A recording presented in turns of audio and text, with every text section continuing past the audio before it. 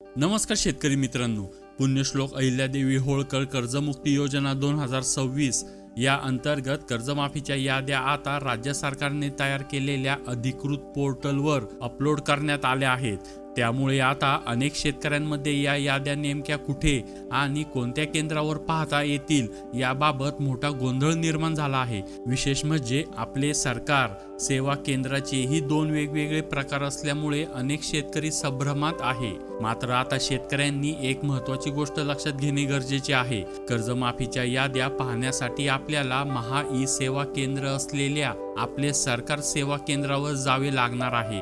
ज्या केंद्रावर जात प्रमाणपत्र, उत्पन्न प्रमाणपत्र तसेच अधिवास अर्थात डोमासाईल प्रमाणपत्र आणि इतर शासकीय दाखले काढून दिले जातात, अशा महा ई सेवा केंद्रावर या कर्जमाफीच्या याद्या पाहता येणार आहेत। फक्त CSC सेंटर असलेल्या किंवा केवळ आपले सरकार सेवा केंद्राचा बोर्ड लावलेल्या केंद्रावर या याद्या उपलब्ध नाही। त्यामुळे शेतकऱ्यांनी कोणत्याही केंद्रावर जाण्यापूर्वी ते महा ई सेवा केंद्र आहे का हे निश्चित करूनच तिथे जावे।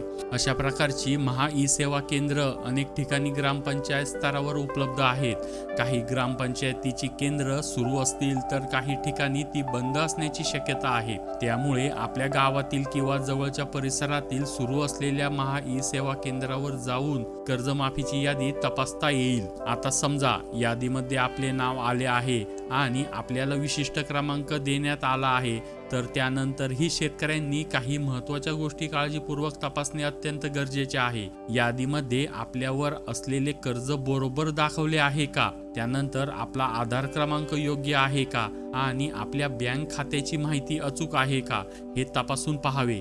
यापैकी कोणत्याही माहितीमध्ये चूक आढळल्यास त्याबाबतची तक्रार किंवा हरकत संबंधित माध्यमातून नोंदवता येणार आहे। मात्र यादीतील सर्व माहिती योग्य असल्यास त्यास महा ई सेवा केंद्र अर्थात आपले सरकार सेवा केंद्रावर आपले आधार प्रमाणीकरण करून घेणे आवश्यक आहे।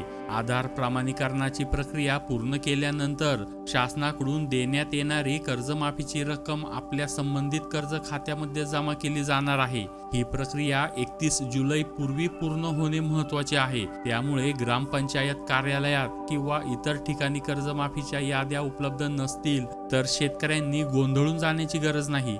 आपल्या जवळच्या महा ई सेवा केंद्र असलेल्या आपले सरकार सेवा केंद्रावर जाऊन आपले नाव कर्जमाफीच्या यादीमध्ये आहे का हे तपासावे।